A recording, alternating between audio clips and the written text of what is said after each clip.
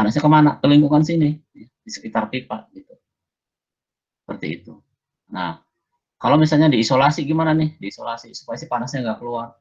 Ya panasnya akan terbawa melalui aliran gini, melalui aliran fluida tadi. Gitu. Jadi nggak ada energi yang terbuang, gitu, yang hilang nggak keruan gitu loh, nggak ada. Gitu. Intinya seperti itu. Ya, jadi ada kalau di fluida ada nanti hukum Bernoulli namanya. Itu sama seperti azas Kepler yang membicarakan tentang nanti mungkin di sini ada ya yang tentang tentang kekalahan energi. Jadi intinya energi itu kekal dalam arti tidak ujuk-ujuk ada, tidak tiba-tiba ada misalnya, atau tidak akan tiba-tiba hilang, nggak akan. Pasti ada berubah aja, berubah bentuk aja. Ada lagi pertanyaan? Terima kasih, Pak. Iya, apa? Terima kasih, Pak. Oh iya. Energi kinetik akibat ada kecepatan tadi ya. Kayak ini. Kalau kita bicara nih ada kinetiknya ya. Ada kinetik, ada pressure, ada potensial. Energi kinetiknya di mana? Ya tetap sama tadi itu. Setengah mv kuadrat. Di mana M-nya adalah massa fluida, V-nya adalah kecepatan. Energi potensialnya apa? Oh ini yang V-nya potensial ya. Salah ini, bukan potensial. Ini Z misalnya. Oh ya, Z. EZ MGH, di mana M massa, G gravitasi bumi, H ketinggian terhadap acuan. Kalau tadi di titik sini, nah kalau acuannya A, kita buat acuannya A, maka di potensial titik A 0, ya gitu kan? Karena acuannya di A. Tinggian A terhadap A-nya apa? 0 kan? Tapi kalau acuan A, kita membahas di B, berapa? Di potensialnya, ketinggian antara B dengan A. Gitu. Ya. Terserah mau acuan yang di sini juga nggak apa-apa nih, di bawah titik ini nggak apa-apa. Nanti A punya potensi energi segini, yang B berarti dari sini ke sini. Asal sama aja acuannya, jangan sampai ketika di A kita acuannya di titik sini, ketika B kita acuannya di sini, salah. Ya. Artinya kalau titik acuan kita boleh ambil sembarangan, tapi kalau udah diambil satu, satu aja, jangan pindah-pindah. Jangan sampai ketika bahas A acuannya di titik sini, ketika bahas B acuannya di titik mana, misalnya, jangan. Ya, harus sama. Intinya begitu, oke? Okay? Ya, ini H itu adalah terhadap acuan tadi. Ya. Ketinggian terhadap acuan ke mana? Nah, kita pilih mana, boleh. Asal sekali kita pilih itu aja, jangan konsisten, jangan sampai berganti acuan. Kemudian energi tekanan EP. EP itu tadi ya, tekanan dikali volume, di mana tekanan volume. Oke. Dan sini jelas ya, ini mengulang aja, cuma kita bahas kasusnya di sini misalnya. Nah ini ya, pengukalian itu apa? Energi kekal tidak dapat dimusnahkan dan tidak dapat dimusnahkan. Tapi juga massa juga kekal ya, pengukalian massa. Kalau misalnya untuk kasus ini, nih kita massa di titik A sama dengan massa di titik B. Walaupun mungkin ada perbedaan volume lah atau apa. Ya, tapi massanya tetap nggak akan berubah. Karena massa juga nggak akan tiba-tiba ada ya, atau massa tiba-tiba hilang. Tapi gimana kalau misalnya kita membakar kayu? Kayu misalnya 10 kilo, begitu dibakar jadi abu, ini cuman berapa gram gitu ya, itu gimana itu? Nah, sebenarnya nggak hilang masanya, cuman menjadi uap, terus menjadi apa gitu tuh, kalau ditimbang nanti sama aja. Kalau si pembakaran itu prosesnya terjadi dalam ruangan tertutup, ya, ruangan tertutup, kasih aja oksigen yang cukup, ya, kita timbang sebelum dibakar, kita timbang, misalnya ini ruangan tertutup nih, kita bakar strek di ruangan tertutup, bakar, nanti setelah selesai pembakaran ditimbang lagi, udah jadi abu misalnya, itu pasti akan sama, karena nggak ada zat yang terbuang. Tapi itu percobaannya susah, gimana kan ya. Oke, jadi kita masuk sekarang ke energi listrik. Tadi kan energi mekanik misalnya ya, kita masuk ke energi listrik. Nah ini contohnya misalnya begini, energi listrik adalah energi yang dibutuhkan misalkan bila muatan listrik dialirkan dalam beda tegangan. Nah, ini beda tegangannya misalnya kita P, ini misalnya kita HP juga ya seperti ini bentuknya kan. Baterainya HP tuh ini lambangnya. Ini HP-nya di sini. Ya, gitu. Seperti itu ya. Nah, si baterai ini menghasilkan beda tegangan. dengan adanya beda tegangan, maka akan ada aliran. Kalau nggak ada beda tegangan, nggak akan ada aliran, susah. Sama aja seperti air, supaya air itu bisa ngalir gimana caranya? Si air itu harus diangkat ke atas. Ya, nanti ada air mengalir yang turun ke bawah. Kalau nggak diangkat ke atas, nggak akan ada. Kayak gitu misalnya. Nah ini si baterai itu fungsinya begitu. Kalau ibaratnya tangki sih, ini menghasilkan tangki yang ke atas, ini di bawah. Jadi ada aliran air dari atas ke bawah, seperti itu. Tapi ini kasusnya adalah muatan listrik ya. Kita muatan listriknya dipompa ke atas, sehingga timbul suatu tegangan, itu yang akan menggerakkan si muatan listrik mengalir. Ya, gitu.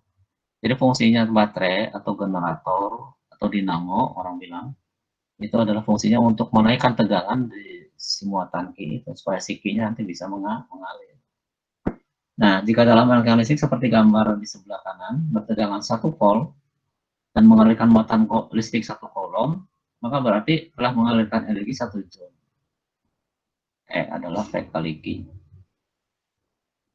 Kalau kita bicara arusnya, arus kan muatan per satuan waktu ya. I itu adalah Q per T. Maka VQ itu adalah VIT. Nah, berarti si energi listrik itu adalah VIT. T-nya itu waktu ya. Berapa lama ya mengalir. Makanya kalau PLN itu ngitung berapa pemakaian listrik pakai apa? Ini rumusnya, W ini, V kali I, VIT. Nah, misalnya kalau ada rumah yang rumahnya 1300 VA, ini dari sini aturannya, V kali I. Nah, tinggal dipakainya nanti, misalnya detik ini berapa VA, detik ini berapa VA, terus dikumpulkan, diakumulasikan. 1 bulan total berapa VA kali jam misalnya. Perhitungannya kWh ya, makanya sebutnya kWh, kilowatt jam. Untuk orang kalau PLN hitung energinya gitu, kWh rumusnya.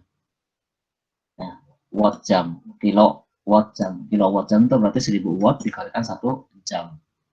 Jadi dalam 1 bulan itu totalnya berapa watt, berapa kilowatt, berapa jam gitu. Sama dengan ini, watt ini kan ya, CI ya kan, daya itu ya, daya dikali T.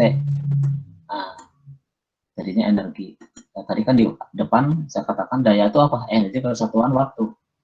Ya, ini energinya sebenarnya persatuan waktu. Berarti T-nya dibuang kan ke bawah, berarti tinggal VI aja. Berarti ini VI-nya adalah daya. Makanya rumah dayanya berapa? 1300 VA. Jadi sini V-nya adalah volt, A-nya adalah arus ampere gitu, VA. Ada KVA jadinya. KVA itu kalau ukuran 1000 watt ya.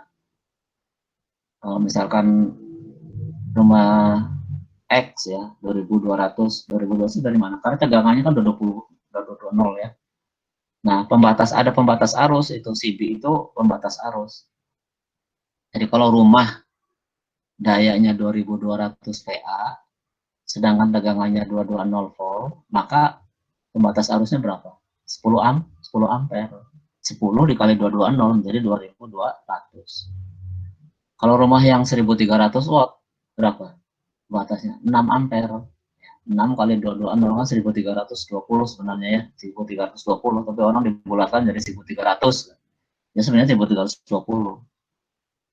Kayak gitu. Oke, ya. Jelas ya, ini energi listrik adalah VQ atau VIT. Nah, ntar saya merahin aja. Nah, gitu.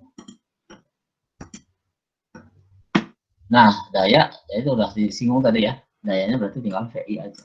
Contohnya tadi kalau rumah dayanya 1200, 1300, berarti tegangan 220 dia punya ini pembatas arus 6 ampere. Jadi sebenarnya bukan daya kalau rumahnya, sebenarnya harusnya ampernya. Kenapa? Nah, daya misalnya daya rumah 1300 watt itu benar kalau tegangannya 220 volt, ya kan? Nah, kalau di malam hari itu kan orang pada nyalain lampu. Orang pada nyalain lampu, ada drop tegangan tuh sebenarnya. Sehingga si tegangannya itu tidak 220, tapi misalkan saya pernah ukur itu cuman 180. betul nggak? 180 kalau Anda malam ukur malam jam 7 malam lah gitu. Itu lagi puncak-puncak beban istilahnya. Orang banyak masih pada nyetel TV, pada nyalain lampu, ya. Ada yang nyalain alat-alat dapur misalnya. Itu ngedrop jadi tegangannya. Ya, 180.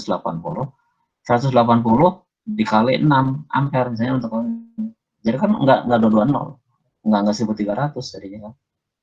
6 kali 180 cuma berapa? Nah, di bawah 1000 ya. Gitu. Jadi itu PLN itu sebenarnya ya maaf nih. Jadi apa?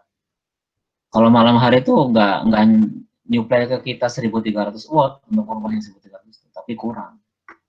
Karena yang dibatasin ampernya bukan wattnya. Kalau wattnya yang dibatasi, kalau pada saat tegangan rendah, si ampernya dinaikkan kan, mesinnya begitu. Ya, ngerti nggak maksudnya? Coba kalau dihitung 180. Nah, saya coba itu. Kalau saya malam hari itu 180. 180 dikali 6 ampere kan membatasnya 6 ampere untuk yang 1300 watt itu. Dikali itu cuma 1080 VA. Ya, 1080 VA. Nah, mestinya kalau ingin jadi 1300 lagi gimana? 1300 dibagi 180. Mestinya 7 ampere. 7,2 ampere. Gitu. Jadi masih kalau pengen pembatas daya bukan pakai kayak CB sekarang. Kalau CB sekarang pembatas arus bukan pembatas daya. Kalau pembatas daya ketika tegangannya turun arusnya dinaikkan. Gitu. Jelas ya? Ada pertanyaan? Kalau tidak ada kita langsung ke energi cahaya. Nah energi cahaya itu ya, orang mendefinisikan energi cahaya itu gimana sih? Ya. Cahaya itu sesuatu yang memancar dari lampu misalnya ke segala arah. Nah, para ahli menganggap bahwa cahaya itu ada partikel seolah-olah, partikel cahaya.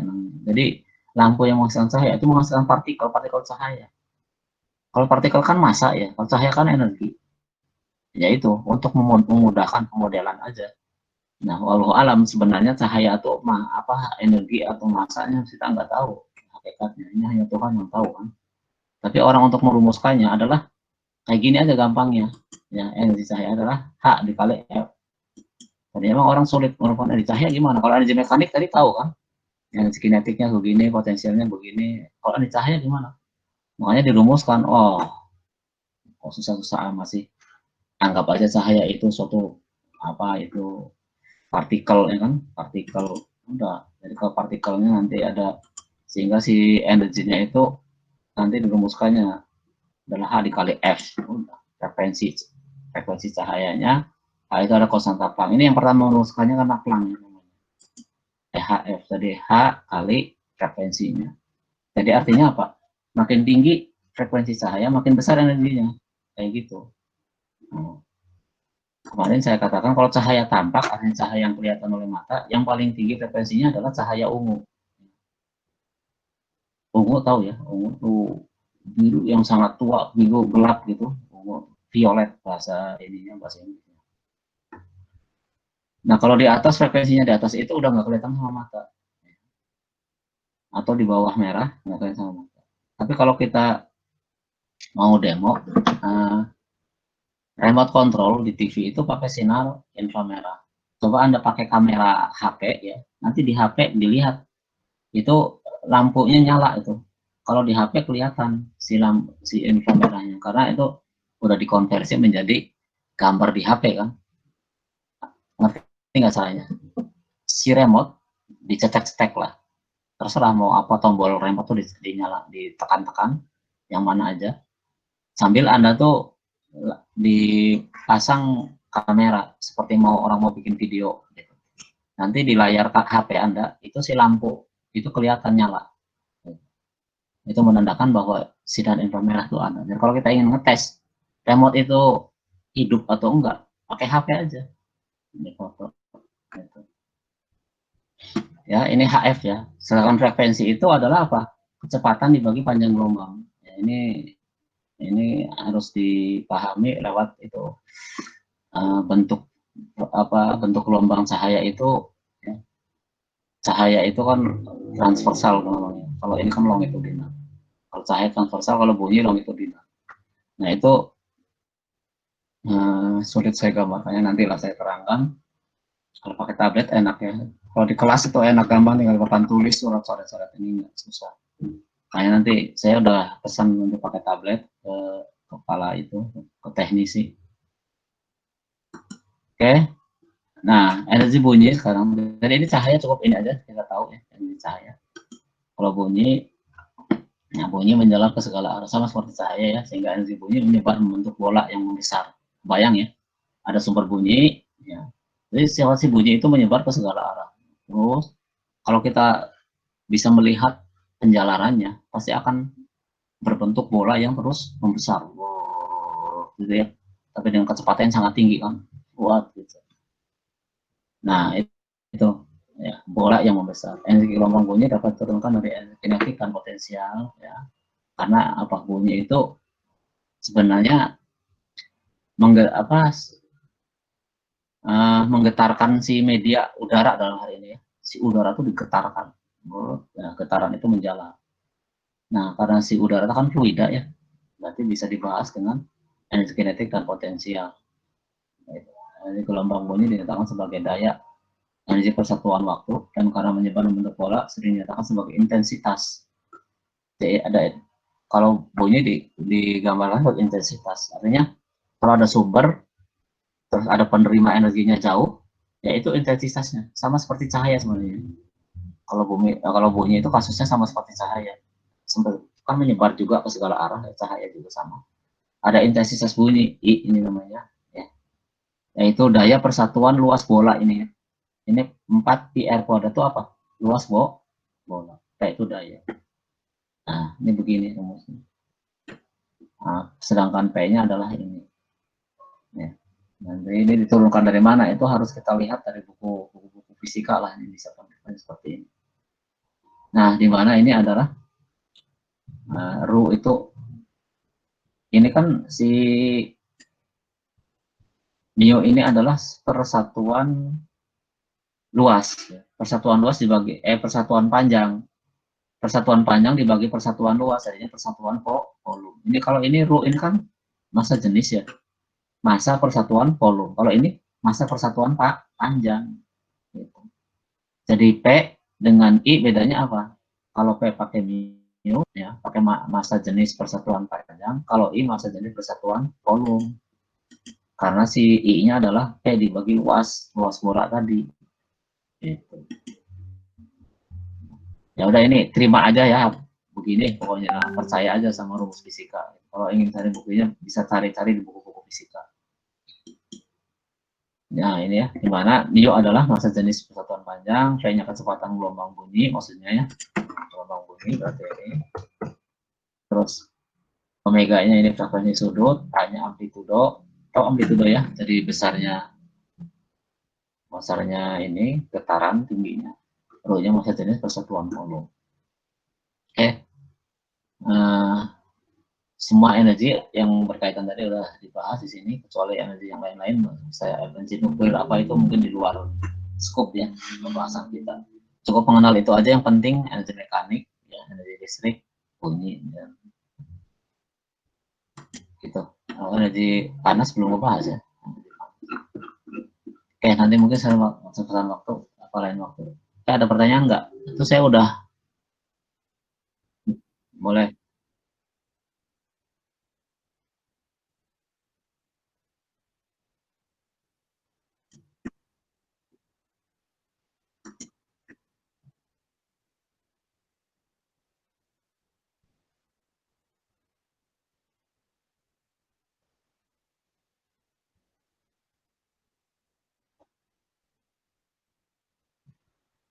Oh, itu ada rumus hubungan antara tekanan dengan titik didih. Saya nanti kalau butuh nanti saya akan upload ya. Oke, saya punya. Yang tugas kuliah hari ini, ya, kan tugas hari ini ada tugas tuh. Saya udah upload di website di e-learning saya. Itu ada tugas menghitung energi yang dibutuhkan untuk masak air. Misalnya Kita punya air 1 kilo, temperatur awalnya 25 Celcius. Kalau air misalnya mendidihnya di 100, nah berapa energi panas yang dibutuhkan? Gitu.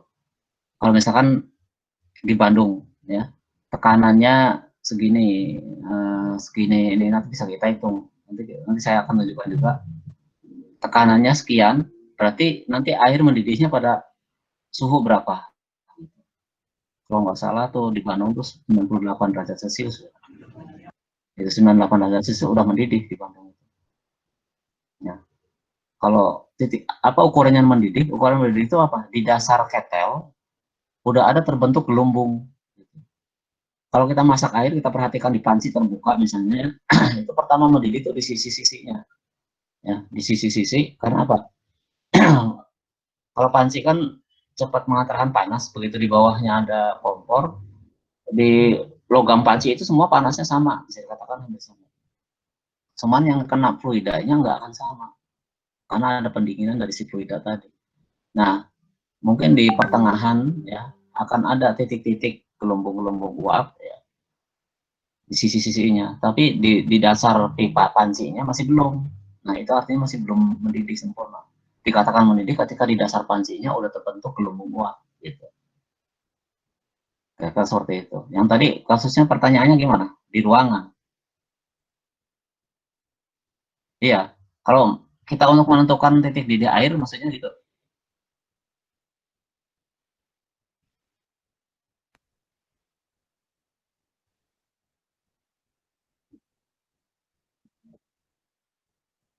Iya. Kalau di tugas saya sekarang ada tuh. Si LPG itu 1 kilogram kalau dibakar menghasilkan energi sekian gitu. Jadi nanti bisa tahu, oh berarti yang 3 kilogram itu bisa masak air kalau nggak salah sekitar 500 kiloan lah gitu. 500 kilo air itu bisa masak air. LPG 3 kilogram. Nah kalau listrik tinggal hitung aja nanti energinya sama, mau listrik mau apa sama rumusannya gitu. Anda coba kerjakan dulu yang tugas hari ini, saya udah upload ya, nanti akan ada gambarannya. Oke, ada pertanyaan lain? Jelas ya? Kira-kira begitu. Anda ini dulu coba kerjakan tugas yang hari ini saya udah upload. Nanti nanti insya Allah setelah kalau minggu ini besok kan libur nih gitu tuh. Ya, ITNS tuh libur, baru hari Senin depan bisa ada kuliah lagi. Sebenarnya kalau yang kuliah Sabtu, Sabtu ada kuliah. Tapi kalau hari Rabu, Kamis, Jumat tuh cuti bersama, jadi nggak boleh ada kuliah. Gitu. Tapi Sabtunya boleh. Nah, nanti mungkin minggu depan lah saya akan bahas soal-soal berkaitan dengan tugas. Gitu. Ini butuh alat tablet karena untuk coret-coret dari papan tulis gitu kan. Oke, ada pertanyaan lagi nggak?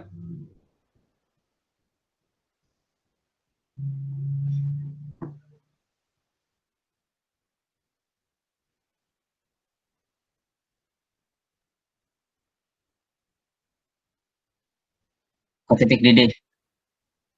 Iya, ada pengaruhnya. Makanya tadi saya katakan kalau di Bandung kan tekanan atmosfernya rendah.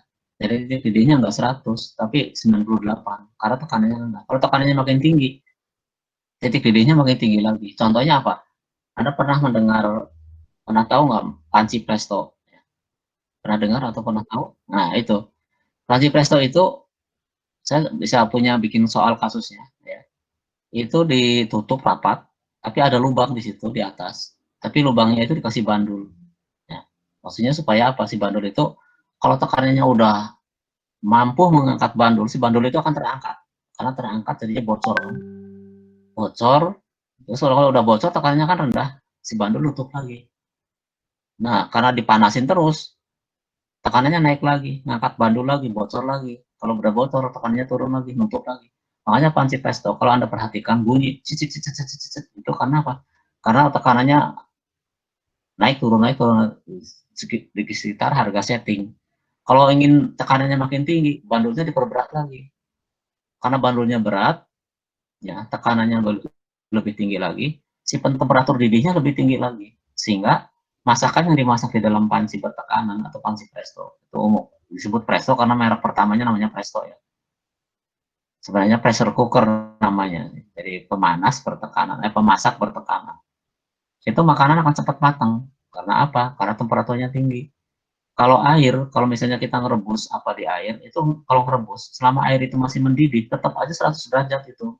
Meskipun lama, makanya kalau Anda pengen ngirit gas, ya caranya apa? Kalau udah air mendidih, misalnya kita ngerebus sesuatu, kalau airnya udah mendidih, dikecilin aja kompornya. Karena sama aja mau air mendidihnya, kompor api gede, api kecil sama aja sebenarnya. Beda-beda dikit loh. Jadi lebih boros kalau kompornya gede. Kecilin aja. Misalnya kalau ngukus sesuatu ya dikukus itu kalau udah nah ini air di dalam kukusan itu udah mendidih, kecilin. Karena apa? Tetap temperaturnya sama 100 gitu. Nah, supaya cepat matang, temperaturnya lebih dari 100. Gimana caranya? Ditekan gitu, pakai panci presto tadi. Ya gitu. Terus apa lagi? Kalau menggoreng, kenapa menggoreng lebih matang, lebih cepat matang misalnya? Karena menggoreng kan ada di minyak tuh. Nah, titik didih minyak itu lebih tinggi dari titik didih air. Jadi kalau air paling tinggi temperaturnya 100, kalau minyak enggak. Bisa 160 lah, bisa berapa gitu. Kalau nggak salah titik dari minyak goreng itu berapa ya? 200 lebih apa nggak salah. Nanti saya lihat lah. Jadi masakan yang digoreng lebih cepat matang juga karena temperaturnya tinggi. Karena minyak bisa bertemperatur lebih tinggi daripada air mendidih. Gitu. Titik didih minyak jauh lebih tinggi daripada air. Oke, kira-kira begitu gambarannya. Nah, tentang didih-didih air itu tadi itu. Kalau karena di dalam presto, air mendidihnya tuh enggak di 100, tapi di 120 misalnya. Tergantung berat bandulnya. Kalau baru apa bandulnya makin berat, titik didihnya makin tinggi. Gitu. Nanti ada rumusnya, hubungan antara tekanan dengan titik didih air. Gitu. Ada ini pertanyaan.